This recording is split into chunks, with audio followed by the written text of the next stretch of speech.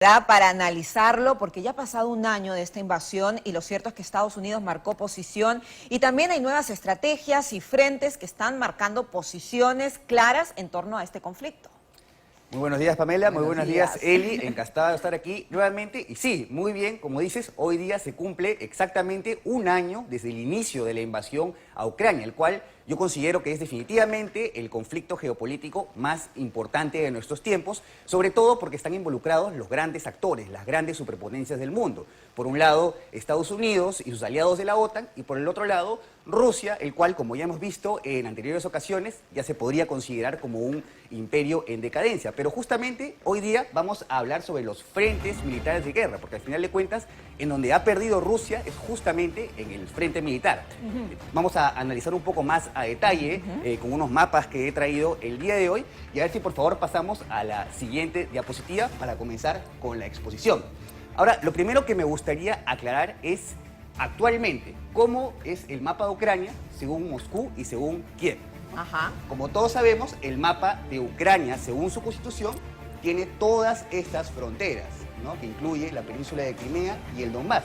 En cambio, para Rusia, desde el 2014, la península de Crimea ya es suya. La anexionó ilegalmente con unos referéndums que nadie de la comunidad internacional los reconoció, y estas cuatro regiones, Jersón, Zaporilla, Donetsk y Lugansk, han sido anexadas en septiembre del 2022, en el transcurso de la Sebas, guerra. si me permites, lo particular de esto es que algunas de las regiones anexadas, los ciudadanos de aquellas regiones quieren ser rusos y hay un conflicto. Sí, no, es que no solamente quieren ser rusos, sino que tienen el ruso como su idioma natal y desde 2014 han estado sujetos a una constante propaganda, a una constante rusificación. Y sí, en efecto, por eso ya vamos a ver más a detalle por qué es que justo estas regiones son las que más se resisten a ser parte de Ucrania. A ver si pasamos a la siguiente diapositiva para hablar un poco más a detalle. Y la foto de Biden con Zelensky. Ese es un tema bastante importante, ¿no? Porque en diplomacia internacional, cuando un presidente visita a otro, especialmente en estado de guerra, es que le está dando su apoyo incondicional. De hecho, es la primera vez que el presidente de Estados Unidos visita una región en guerra desde que inició su mandato. Entonces, esto tiene un significado bastante simbólico, especialmente porque justo fue en vísperas de cumplir el año, ¿no? Que, como decimos, se cumple el día de hoy. Entonces, quisiera empezar con los frentes de Kiev y el frente noreste, ¿no? Kiev es la capital ucraniana y en toda guerra siempre se apunta a tomar la capital de tal manera en que genere una rendición inmediata, que en este caso no lo logró. Estuvo más o menos un mes intentando conquistar la capital y, como podemos ver, Ucrania consiguió repeler a las tropas rusas exitosamente. Ahí vale mencionar, por ejemplo, la masacre que vemos aquí, la masacre de Bucha, una población en las afueras de Kiev, en donde aproximadamente 400 civiles fueron masacrados, ¿no? Este es considerado como uno de los crímenes de guerra más importantes en el transcurso de todo este conflicto. Y ahí es donde se destaca también cómo es que una población civil resiste, ¿no? De alguna manera se une también a su propio ejército y siendo una población pequeña en comparación con Rusia, logró defender su capital, mira, ¿no? Es muy interesante lo que tú dices porque son 40 millones de ucranianos contra 180 millones de rusos, de los cuales los rusos, nosotros veíamos en las noticias cómo escapaban de su país para evitar ser enrolados. En cambio, los ucranianos voluntariamente se enrolaban en las filas para defender a su patria, porque son conscientes que están defendiendo a su país. En el caso del noreste de Ucrania, intentaron tomar la ciudad de Kharkov, ¿no? Que era una ciudad de bastante importancia estratégica, sobre todo por su nivel de industria, ¿no? De industria que tenía, ¿no? Y a pesar de que los repelen en abril, lanzan una contraofensiva a los rusos, de la cual son expulsados en el mes de noviembre, ¿no? Entonces, como podemos ver aquí en este mapa, todos los territorios en celeste, que son justamente del norte y del noreste de Ucrania, son territorios que Ucrania reconquistó. O sea, Rusia llegó hasta esos lugares, pero Ucrania pudo repelerlos y actualmente en todos esos territorios ya se encuentran liberadas las tropas rusas. Punto interesante. Y también, ¿qué pasa con Putin? Porque tú mencionabas al inicio de la exposición un gobierno en decadencia y efectivamente podríamos estar hablando de que la guerra ya no se puede sustentar mucho más en el tiempo. ¿Qué opina la población rusa en su gestión bélica durante este tiempo? En realidad es un poco difícil saber a ciencia cierta lo que ocurre dentro de Rusia, porque todos sabemos que es un país con muy poca libertad de expresión. Hermético. Los medios están bastante controlados por el Estado. Pero en sí se han visto protestas de rusos que están lógicamente en contra de la guerra, pero también hay un componente bastante nacionalista dentro de Rusia y que el gobierno se ha encargado con la propaganda de convencer a bastantes rusos de a pie que esta guerra es suya, porque consideran históricamente que el territorio de Crimea y que las regiones del Donbass, por ser de mayoría rusa, deberían ser anexadas a Rusia. Y a ver si pasamos a la siguiente diapositiva para continuar con el tema de los frentes de guerra, ¿no? Y en este caso, los otros dos frentes de importancia son el sur y el este. El sur, por ejemplo, podemos decir que acá ha jugado un papel sumamente fundamental la península de Crimea, la cual, como veníamos mencionando, había sido anexada desde el 2014.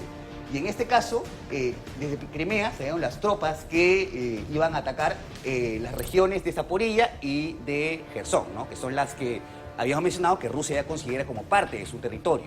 Y en noviembre ocurrió una contraofensiva ucraniana por la cual consiguieron recuperar la ciudad de Jersón. Y actualmente Rusia no controla ni la capital de Jersón ni la capital de Zaporilla. Es decir, está teniendo unos duros reveses en el sur, pero todavía no se rinde porque justamente acá hay un tema estratégico, ¿no? El tema es que Rusia necesita un corredor geográfico que conecte Crimea con la región del Donbass, que es justamente el otro frente, el frente del este, en donde Rusia está teniendo las mayores victorias, justamente por lo que tú mencionabas, porque en esa región es donde está la mayor cantidad de gente prorrusa, ¿no? Ellos ya desde el 2014 se sienten parte de Rusia. Se consideran. Sí, consideran. Ellos hicieron un referéndum en el 2014 y eligieron convertirse en naciones independientes para posteriormente anexarse a Rusia. Sebas, tú decías algo muy interesante. Hoy se cumple un año de la invasión rusa en Ucrania. ¿Cuál es tu análisis? ¿Qué va a pasar? ¿Este conflicto se va a sostener en el tiempo o efectivamente Ucrania, con el respaldo de Estados Unidos, del presidente Biden, que llegó, que le dijo aquí tienes recursos, tienes tanques, tienes todo, esto se podría terminar en los próximos meses? ¿Cuál es tu impresión? Mi impresión es que lamentablemente esto ya se convirtió en una guerra de desgaste. Es decir, los dos presidentes están bastante reacios a negociar, porque incluso ambos piden condiciones contrapuestas para la negociación. O sea, por su parte, el presidente Zelensky pide toda su recuperación de su integridad territorial, incluyendo la península de Crimea, y Rusia lo que está pidiendo más bien es que uno de sus objetivos es que se retiren todas las tropas del Donbass porque ya las considera como parte rusa, ¿no? Incluso hablaba de un presunto genocidio de los rusos en Ucrania, lo cual nunca fue comprobado, ¿no? Y más bien tildaba al régimen como nazi. Por eso hablaba del término de desnazificación de Ucrania, la cual, bueno, en realidad no hay pruebas de ello, más bien un poco contradictorio porque el presidente Zelensky es de origen judío, ¿no? Entonces es difícil que un judío pueda tener ese tipo de ideologías, ¿no? Sí. Entonces, a mí me gustaría también mencionar otro posible objetivo fallido de Putin, porque de hecho es una de las preguntas que usualmente me hacen más en mis redes sociales. ¿Tú crees que Putin se lance a invadir algún otro país más allá de Ucrania? Y eso es más o menos lo que yo deduzco después de más o menos ver sus jugadas militares, ¿no? Conseguir toda esta región que ya habíamos mencionado, y también se ha venido atacando la región de Odessa, que es la que vemos aquí, que es la limítrofe con este país que vemos aquí, que es Moldavia. Es otro país que no es ni miembro de la OTAN ni miembro de la Unión Europea, que también tiene una región separatista prorrusa, que es justamente la que vemos aquí, que se llama Transnistria.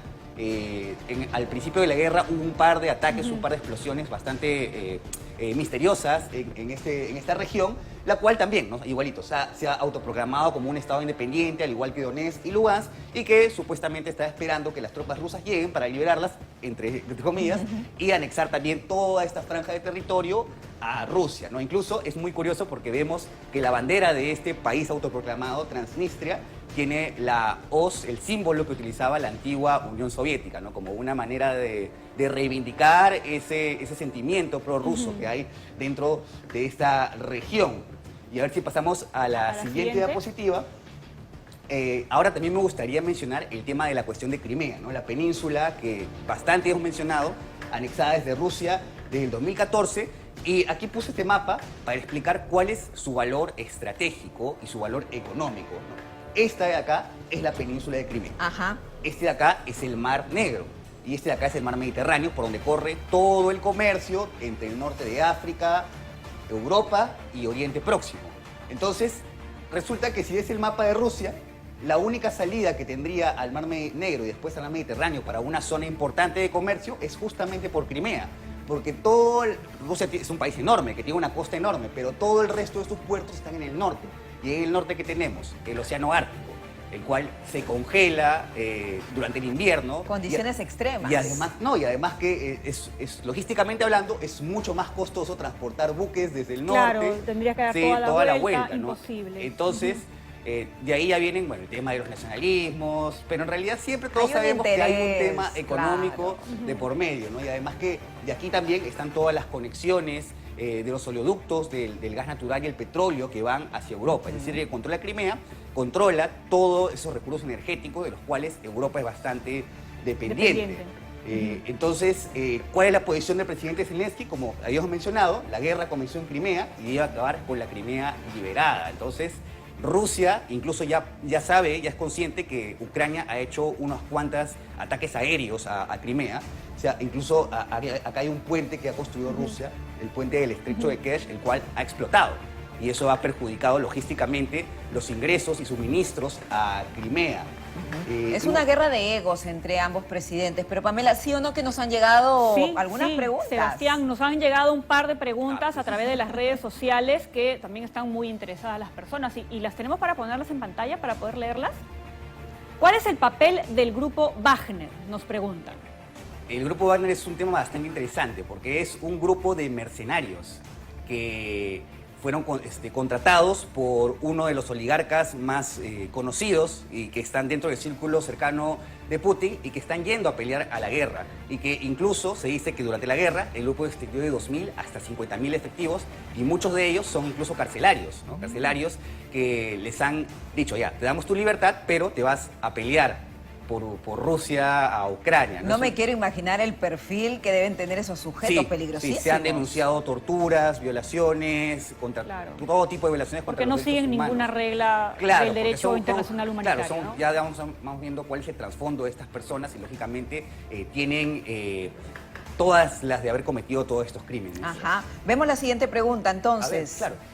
¿Por qué China no apoya a Rusia si son aliados estratégicos? Sí, ese es un tema sumamente interesante porque todos conocemos que políticamente hablando, como que China y Rusia son del bando opuesto a Occidente, que es la Unión Europea y Estados Unidos. Pero en este caso, en las resoluciones de la ONU, en las cuales todos los 194 miembros han votado a favor o en contra de Rusia sobre esta guerra, China se ha mantenido neutral. Se ha abstenido de votar. Justamente porque aquí también, ¿no? En geopolítica no hay amigos ni enemigos, sino intereses. Y resulta que China tiene una mayor cantidad de comercio con la Unión Europea y con Estados Unidos que con Rusia. Entonces, como diciendo, bueno, no quiero quedar mal con ellos, mejor... Ni con Dios ni con el diablo. Exacto, aquí me mantengo neutral, lo que es justamente todo lo contrario, por ejemplo, lo que hace Rusia con Taiwán, ¿no? Porque China conocemos que también tiene un conflicto vigente con Taiwán, a la cual considera una provincia, y que también hemos hablado de este tema en ocasiones pasadas, porque también es un posible frente de guerra que podría explotar en cualquier momento. En este caso, Rusia sí los ha apoyado abiertamente, ha dicho... Estados Unidos no debería intrometerse en los asuntos internos de China, ¿no? Pero ahí vemos que yo sí te apoyo, pero tú no me apoyas a mí, ¿no? Tal cual. Bien, Sebas, la gente seguramente tiene más preguntas, pero tú tienes un live especial que vas a convocar a través de tus redes sociales. Sí, justamente porque hoy se cumple un año de la invasión, he decidido hacer un directo acerca de la guerra en Ucrania, ¿no? Acá pueden ver en mis redes sociales, en TikTok, Mapa de Sebas, a las 5 de la tarde, en mi propio canal de YouTube también haré un directo a las 6 y en mi cuenta de Instagram a las 7, ¿no? Para que haya diferentes horarios así nadie se pueda perder, porque como les dije en un momento, en un principio, yo considero que este es el escenario geopolítico más importante de nuestros tiempos. Por ahí algunos me dicen que por qué no hablas de las otras guerras, porque esta realmente nos va a competir a todo el mundo, ¿no? De hecho, ya está teniendo consecuencias geopolíticas, un cambio en el nuevo orden mundial, por lo que es bastante importante que nos mantengamos al tanto. Por supuesto, todos tenemos que saber lo que ocurre. Muchas gracias, Sebas, muy completo tu informe, entendemos todo lo que está pasando en Rusia, muy amable. Gracias. Pamela, seguimos con más. Así es, tenemos que ir